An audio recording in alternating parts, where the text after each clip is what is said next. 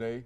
We're talking to legendary Coach Joe Gilliam, and we're discussing some of the things in reference to the athletic program at Tennessee State University, as well as some of the notable personalities associated with that particular program. Of course, Coach, let's continue our discussion. The final thing that I learned from Ed Temple, and it might have been the most important of all, Doctor, was that athletics only has a place in schools if they emphasize academics.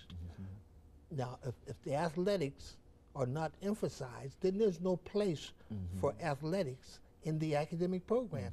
The question arises, why?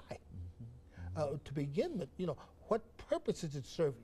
So what I learned from Ed Temple was that you had to take an active role in the academics so as a result of being influenced by him, I started a study hall at Tennessee State University. I forced our players who needed to take tutors, and I monitored their relationship with their tutors. We had what we called the progress attendance report that had to be in my hands by 4 o'clock every Friday. And this attendance report let us know how our players were doing, whether or not they missed classes. And the simple fact of attending class. And attending classes, whether or not they were behaving properly in classes, and all of these things. And taking this active role in the life, I think is extremely important. Today, if I looked out over our state of Tennessee, I relate Pat Summitt and Ed Temple similar in that they pay attention to all those levels of their athletes. So the graduation numbers are just phenomenal. Their success with their athletes is outstanding. Those people go on beyond. And then as Ed Temple, and I think Coach Summitt, they follow their athletes even after they leave them. And they're there for them, even way after they've left. But they do an outstanding job. I think that a youngster between 17 and 23 in college, they're making decisions that are that affect the rest of their lives. But the problem is, these are the first times that those young people have an opportunity to make this.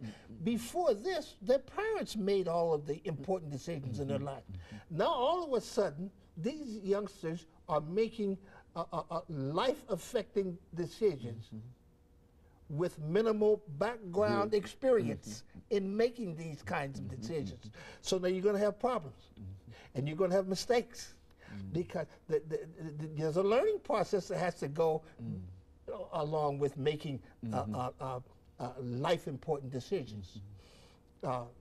I'm really interested in the situation there with Pac-Man, because my experience tells me this, Doctor, that if a youngster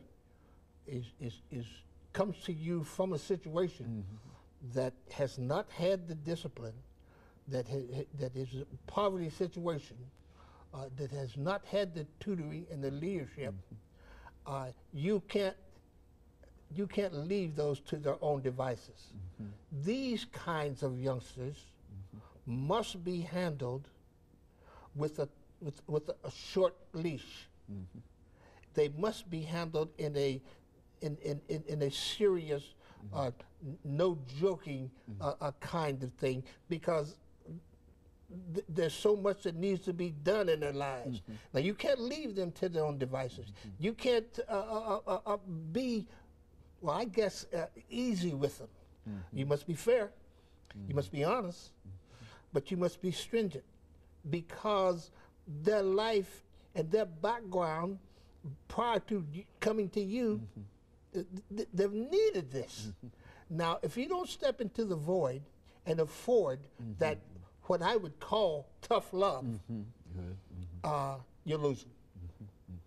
That's right. And the youngsters that we lose because they've had money and successes, we lose them because they're now making decisions, life lesson decisions, and they really don't have the background to make them. They still must be tutored through that period. And while you're doing this, Doctor, in my estimation, you must exhibit to them tough love. Good.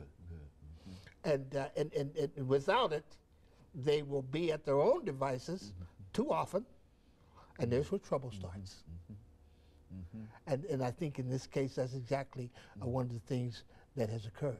You know, you've dealt with a number of pro athletes, sending them from Tennessee State University to the big league, so to speak. What are some of the characteristics you think that over the last 4 minutes, and let's talk about it from that perspective, what are some of the characteristics that you think are necessary in order for a person to make it at that level, at the next level? Well, when I was doing this, see, there were times when Tennessee State University would have more people sign professional contracts at the end of the year than all of the other schools in the state combined. That seems a little, but that's the truth. What I found was that our kids,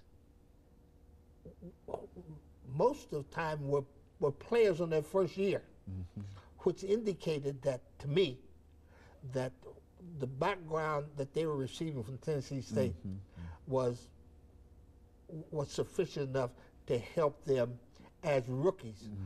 Now, that was in all areas. I can recall years ago, I had a problem with the Dallas Cowboys because the Dallas Cowboys wanted to give a 12-minute IQ test to our players, and I asked, the fellow who wanted to do it was named Gil Brandt, and I asked Gil, I says, now, do you give this same test to the players in Notre Dame? And he says, well, this is a test that we see. It's very complicated pro football, and we have to make certain that they have really the intellect to digest it.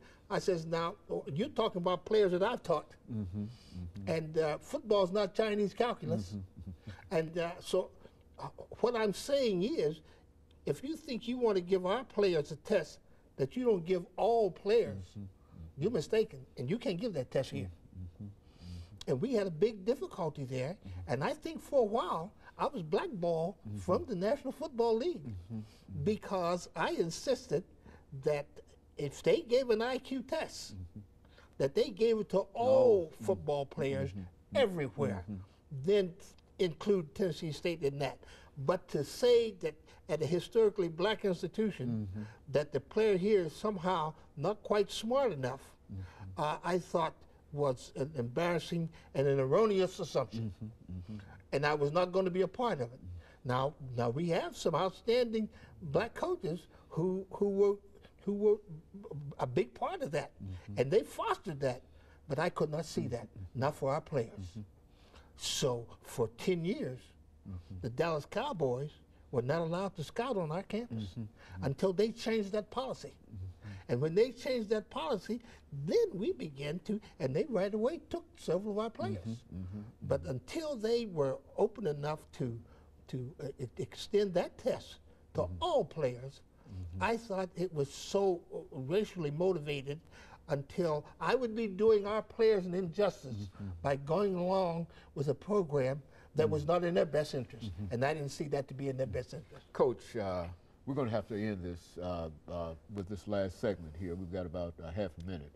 But let me thank you for coming by and giving us that information. And as I said before, it took us a long time to get around to this particular conversation. But whether you know it or not, this is a conversation that I've been trying to bring into being over the last 10 or 12 years. And so even though we were able to get together only now, you've been on our mind, and your position in terms of what has happened in professional football from Tennessee State University on through has played a very, very important part in the overall activity of the National Football League. And of course, you know that, and everybody else knows. And let me encourage our audience to tune in again next week for another informative edition of Comments. Thank you, and good morning.